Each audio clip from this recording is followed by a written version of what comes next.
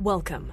You're listening to the Malcontent News Russia-Ukraine War podcast, the show that cuts through the fog of war and updates you about the ongoing conflict in Ukraine. With your host, Linnea Hubbard. Don't forget to like, comment, and subscribe on Apple Podcasts, Spotify, and Google Podcasts. I'm Linnea Hubbard, and today is Friday, April 7th, 2023. It's been 3,327 days since Russia occupied Crimea on February 27, 2014, and 408 days since the large-scale invasion of Ukraine began. Today's podcast looks at what happened yesterday in the Russia-Ukraine war. The Malcontent News Russia-Ukraine War Report is compiled by our team from around the world. Today's report includes information from direct contacts in Ukraine and their proxies, Russian Ministry of Defense reports, the General Staff of the Armed Forces of Ukraine reports, operational commands north, south, and east of Ukraine, open source intelligence, our in-house team of analysts and geolocation experts, and pro-Ukrainian and pro-Russian mill bloggers and social media accounts with a track record of trying to be accurate.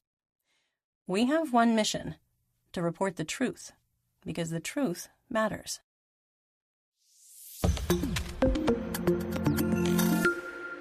Let's start with our assessment of the current status of the war.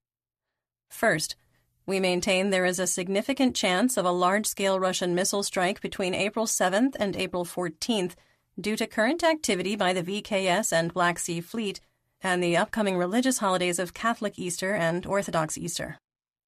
Second, we maintain that Russian white nationalism connected to the Russian Orthodox Church and senior policymakers within Russian President Vladimir Putin's orbit are fueling religious and racial tension.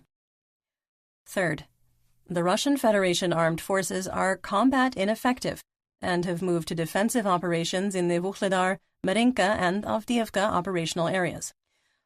Fourth, we maintain that the Ukrainian defense of Bakhmut has reached its final phase.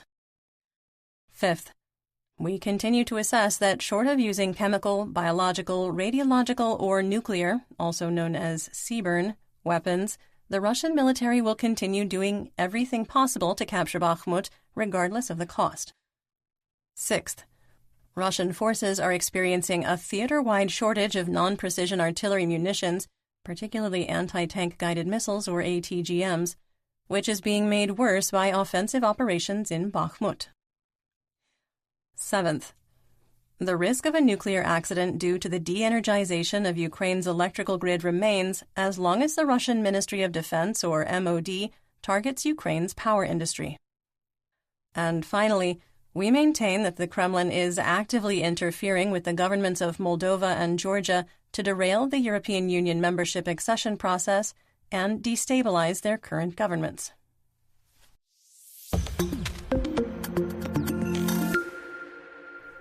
One year ago yesterday, on April 6, 2022, Russian forces released photos and videos of themselves at the Hora Kremyanets World War II Memorial, located on the city's southern edge. We had assessed that Russian forces were preparing for an offensive push towards Sloviansk from Izium, writing, quote, "This will be the next major battlefield in Ukraine and is key to the success of Russia's eastern strategy," end quote. Mykolaiv was hit by rockets fired by MLRS, injuring 55 people. In Mariupol, heavy fighting continued, with Ukrainian forces entering their 36th day of being in an operational encirclement. We wrote, quote, "The fierce resistance of the Ukrainian military far exceeds the force's capabilities," end quote. Heavy fighting continued in Marinka, Popasna, west of Severodonetsk, and Rubizhne. We assessed, quote, "Russia is assembling forces in Belgorod, and a larger offensive around Severodonetsk is expected in the coming days," end quote. NATO Secretary General Jens Stoltenberg said there was unanimous support to accept membership requests from Sweden and Finland.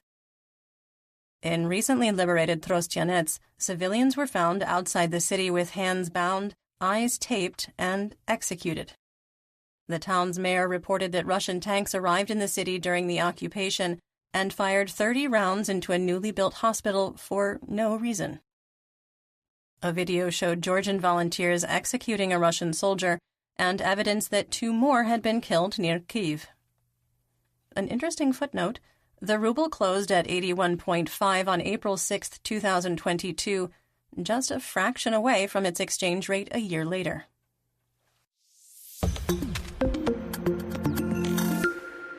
Let's get some regional updates, starting with Kharkiv. In the Dvorichna operational area, the Russian MOD reported continued fighting between squad and platoon-sized units in the area of Peshotravneve. Otherwise, the rest of the region and the Kupiansk operational area were stable. Moving on to the Donbas region in Luhansk. In the Svatova operational area, fighting between squad and platoon-sized units continued on the eastern edge of Novoselivsk, with no change in the situation. In Kuzimivka, a drone video showed a Russian MT-12 100mm anti-tank gun firing toward the train station at Novoselivsk. The gun was destroyed by counter-battery fire. Based on this intelligence and the direction of the fire, we made a small adjustment to the map, moving the line of conflict to the east of the train station. The Russian MOD also reported fighting among squad-sized and platoon-sized units in the area of Andriivka for the second day in a row.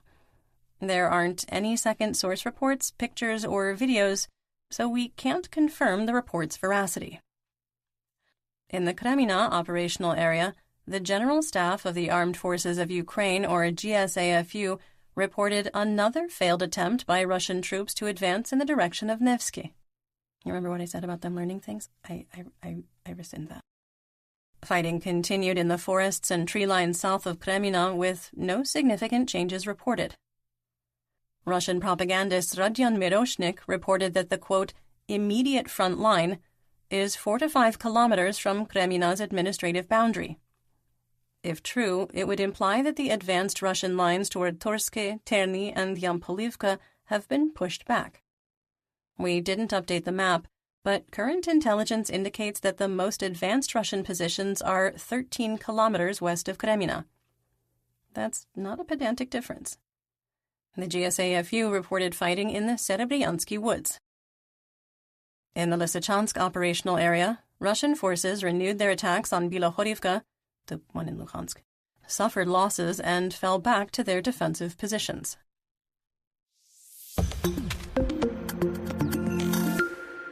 In northeast Donetsk, in the Siversk operational area, positional fighting south of Spirna continued in the same area of trees where close combat has been ongoing. There was no change in the situation. In the Bakhmut operational area, mercenaries with PMC Wagner attacked Ukrainian positions near Orikhovo-Vasilivka and were unsuccessful. Wagner continued attacks north and east of Bohdanivka, suffered heavy losses, and was forced to retreat to their previous defensive lines. In northern Bakhmut, fighting north of Rose Alley and on Zelena Avenue continued, with no change in the situation. The most intense fighting in Ukraine continues to be in the center of Bakhmut. Mercenary mill blogger Rybar reported that the SK Metallurgical Stadium, the Hotel Bakhmut, and the Hotel Atlantic were still under Ukrainian control. Mercenary mill blogger Wargonzo validated our map updates from April 5th, reporting the state police station on Privokzalny Street was still under Ukrainian control. Wargonzo leader Semyon Pegov shared a selfie from the, quote, center of Bakhmut, claiming the entirety was under Russian control. The picture was taken 500 meters west of the Bakhmutovka River and 600 meters north of School No. 5 at the northern edge of the Martinova Palace of Culture. The area is 1 block from the bombed-out Bakhmut tax office and away from the area of the most intense fighting. Ukrainian volunteer Ole Petrenko claimed that PMC Wagner had taken control of the Church of All Saints west of the SK Metallurgical Stadium, implying that Ukrainian forces are encircled. Russian sources have not claimed to have encircled or captured the stadium, while Ukrainian sources state the situation is critical. We did not adjust the map and are awaiting additional confirmation. A video circulating on Ukrainian social media reportedly shows 2 Russian VDV soldiers surrendering in Bakhmut. This is the first visual confirmation of VDV fighting in the city. Russian state media released a Chechen-grade fake combat video with PMC Wagner. In the video clip, One Wagner mercenary reloads his weapon while no one else maintains cover fire, and he never leaves his exposed position. Another Wagnerite struggles to figure out how to reload his weapon. Russian state media cuts away to a short clip of a possible dead Ukrainian soldier who has already been stripped of his boots. A Ukrainian video showed the impact of night shelling on the city, with the central district on fire. As with most of the photos and videos we reference here on the podcast, we do link to them in our full situation report on Patreon. There were conflicting reports on the situation in the southern and southwestern regions of Bakhmut. Fighting on Korsunskoho Street was described as positional. While some reports stated there was heavy fighting near Avangard Stadium, others reported the operational tempo had decreased. It has been 62 days since PMC Wagner leader Yevgeny Prigozhin begged Ukrainian President Volodymyr Zelensky not to retreat from Bakhmut and to fight until the last, which we had assessed would age like room temperature milk. In a recent update from his marketing channel, the Concord Group, Prigozhin said, quote, "I must clearly say that the enemy," he means Ukraine, "is not leaving. They have organized defenses inside the city, first by rail, then in the area of multi-story buildings in the city's western quarter." End quote. The mercenary leader added that issues of command and control, securing the northern and southern flanks, and ammunition shortages must be addressed. PMC Wagner and Russian VDV forces continued attacks on Ivanivske, which remained unsuccessful. Ukrainian Deputy Minister of Defense Hanna Maliar explained what Ukrainian officials mean when they report that the situation is under control in Bakhmut, saying, quote, "I will open the curtain a little. What is behind the words 'fighting continues in Bakhmut' and how operational decisions are made. Combat actions are accompanied by the serious analytical work of many people. Decisions are made based on a comprehensive analysis and calculations of the likely development of the situation. The operational situation on the spot is monitored and reported to headquarters 24/7. Staffs continuously analyze the actions of the enemy," she means Russia, "and the dynamics of changes in the situation according to many criteria. Guided by the received data, the headquarters predict probable threats and actions of the enemy. Operational information and the analysis made are continuously reported to the command of the operational and strategic grouping of troops, Hortitsia, in the area of responsibility of which the Bakhmut direction is now located. Based on the analysis of changes in the situation, forecasts of the enemy's actions, and assessment of our capabilities, the command makes operational decisions and formulates tasks for units. That is why, when you hear the words, 'situation under control' in the summaries, it is." End quote. Some assessment here. That is a lot of words to explain that situation under control equates to making a plan based on what we know, executing it, and it worked. You're listening to the Malcontent News Russia-Ukraine War Podcast. Our team of journalists, researchers, and analysts is funded by readers, listeners, and viewers just like you.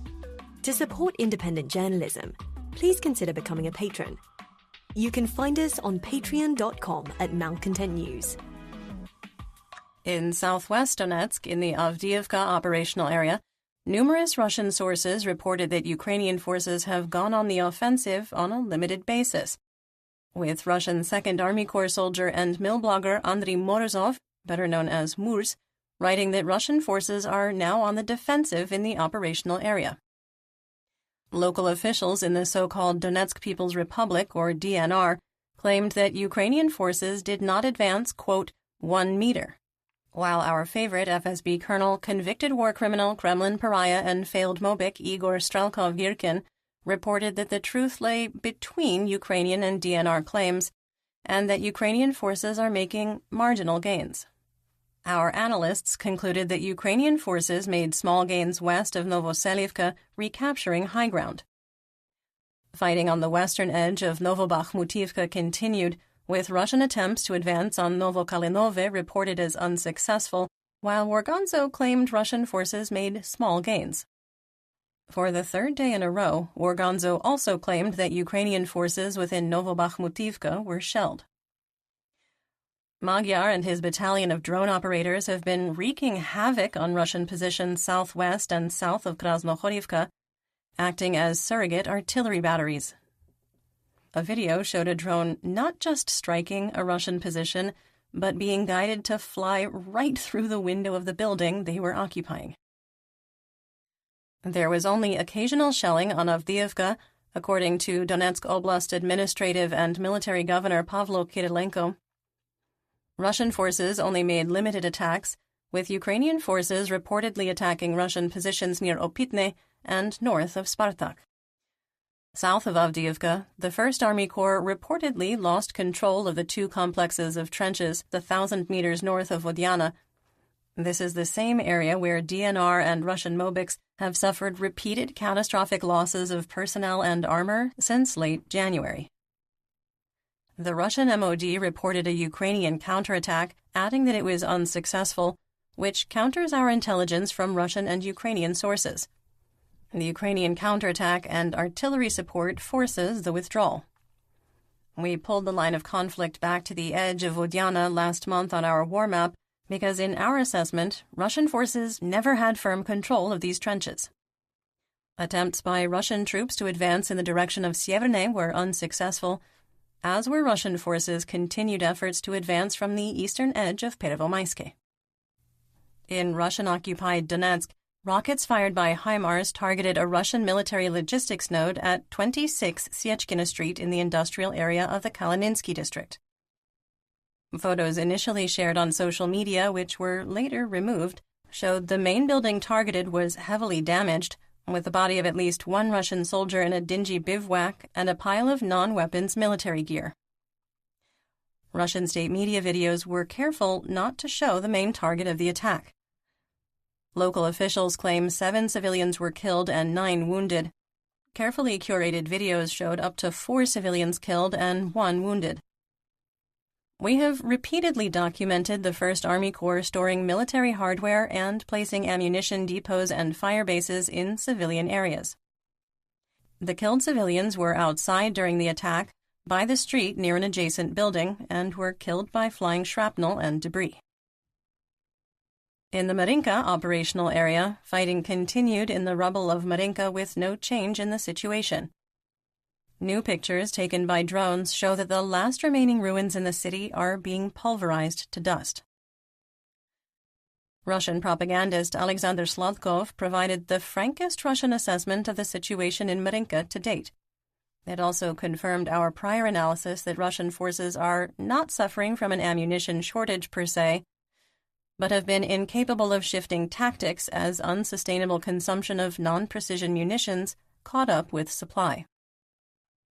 Discussing the effort to capture a Ukrainian position, Sladkov said, quote, "We spent 1,480 shells and 6 loitering munitions," he means drones.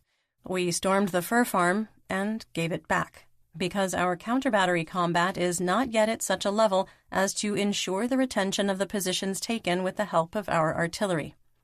That is, the artillery, from Ukraine, hits us and drives us out of the positions we occupied. Therefore, we cannot take Marinka. We advance head-on there as fast as we can. We are moving forward. We are already in the high-rise quarter, an area east of Druzhby Avenue, but we cannot cover it completely, because we are capturing strongholds, but we cannot hold them." End quote. In Oleksandrivka, east of Marinka and on the Minsk II border, PMC Wagner-aligned war correspondent Mariana Batkovna reported that most of the settlement had been destroyed, and there was no water or electricity, and communication was intermittent. The road she took to get to the village from the Petrovsky district of Donetsk is, in her words, quote, "completely broken." She interviewed a 58-year-old retired miner who now cares for his grandchildren while living on the front lines. He told her, quote, "Here are the parents, grandparents at the cemetery. The war is not a war. They shoot every day back and forth. They have been taking this Marinka for a year now.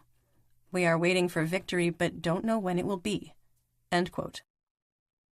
Don Nasa shuttered the construction of the Donetsk subway, and it may be permanently suspended due to budget constraints and because, quote, "transport problems are a bit different." End quote.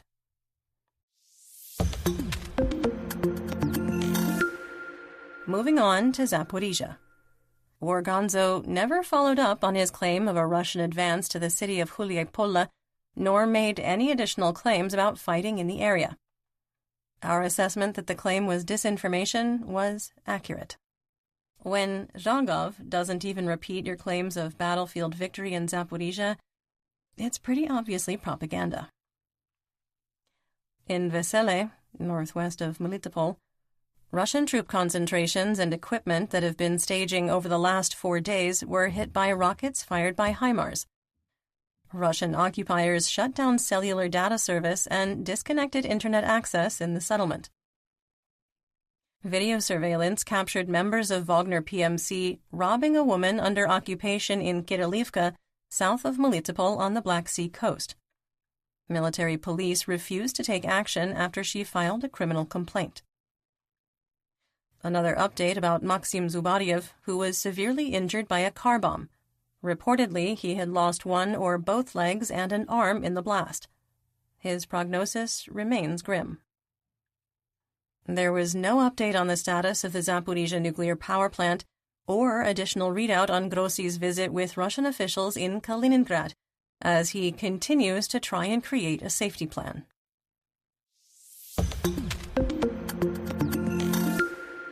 In the Black Sea, Crimea, Mykolaiv, and Odessa region, Operational Command South, or OKS, reported there were 9 vessels of the Black Sea Fleet on patrol, with no missile carriers due to poor weather conditions. Pictures were shared on social media showing the Kilo-class submarine on patrol returning to port.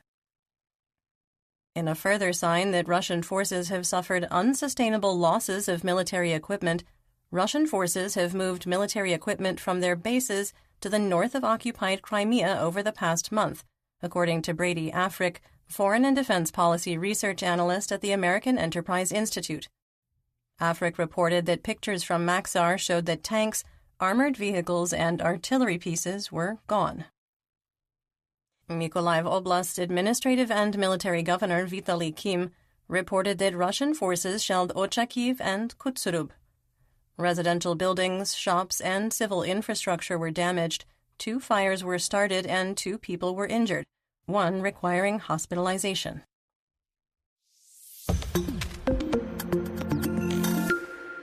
In western and central Ukraine, in Kherson, Russian and Ukrainian forces traded artillery and rocket fire across the Dnipro River.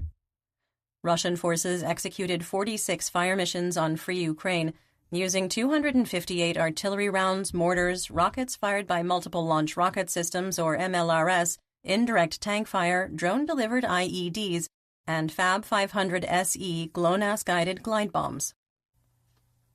The village of Zmyivka in the Bereslav Rayon was attacked by drones, with an IED wounding 7 civilians, according to Kherson Oblast Administrative and Military Governor Oleksandr Prokudin. Director of Communications for OKS, Captain Natalia Khumenyuk, said that Ukrainian military activity pushed back Russian forces from the Kinburn Spit, saying, quote, "We are working quite successfully, as there is already some information about it. But it is too early to tell about our successes, so the work continues, and we will report a little later. In general, I can note that we significantly pushed the enemy back on the Kinburn Spit. Although once every 2 days the enemy dares to pull out an artillery system to indicate its presence on the western part of the Kinburn Spit and fire at the Dnipro River estuary, hinting at the control of sea transport routes. However, the permanent presence of the enemy is not observed there." End quote.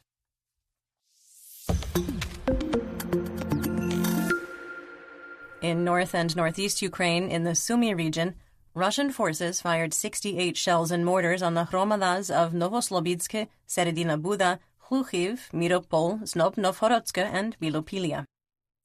In Seredina Buda, a hangar, tractors, and grain storage facilities were damaged.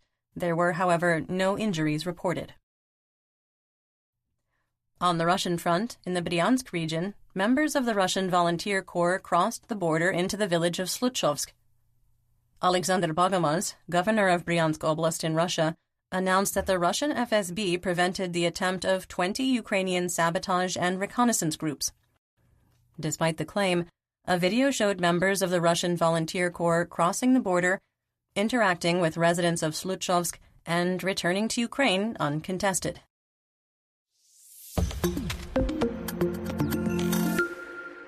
Let's talk about developments theater-wide and outside Ukraine.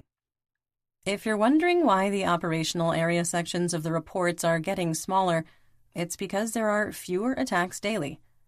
The GSAFU reported fewer than 45 clashes theater-wide, half of them in Bakhmut. The Committee on National Security, Defense, and Intelligence supports dismissing personnel from military service during martial law if their close relative died or went missing. Release from military service would be granted to anyone who loses a husband, wife, son, daughter, father, mother, grandfather, grandmother, or biological sibling. The measure will need to be approved but has broad support. United States officials gave high marks to the capabilities of Ukrainian pilots tested for their ability to retrain for flying Western multi-role fighter aircraft. General Serhiy Kholobtsov, commander of the Ukrainian Air Force, said, quote, "We believed that our pilots would show their level, and it really happened. The assessment given was quite high, and at the end of the report that a retraining program for Ukrainian pilots to master F-16 jets could be significantly reduced compared to standard pilot training programs." End quote.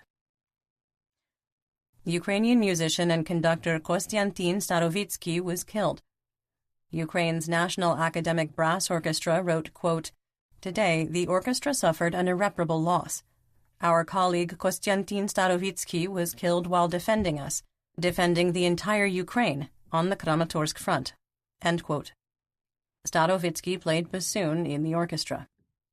The National Philharmonic of Ukraine also wrote about Starovitsky's death, quote, "A musician, conductor, father, and son was killed in the war. A hero, Kostyantin Starovitsky. Our sincerest condolences to his family, loved ones, friends, brothers-in-arms, and colleagues." End quote. Alexei Danilov, Secretary of the National Security and Defense Council of Ukraine, believes that the inventory of Russian missiles has reached a critical level and has caused a notable reduction in missile strikes. Greece announced they are preparing another military aid package to Ukraine, including ammunition for BMP-1 infantry fighting vehicles, small arms ammunition, Stinger anti-aircraft missiles, and 73mm rockets. And that's what we know. Join me again tomorrow for more updates. Until then, stay safe, everyone. You've been listening to the Malcontent News Russia-Ukraine War podcast. To help keep us independent, please consider providing financial support by becoming a patron. Want on-demand news in your hand? Download the Google News app and make Malcontent News one of your favorites to receive breaking news updates. Thank you for listening.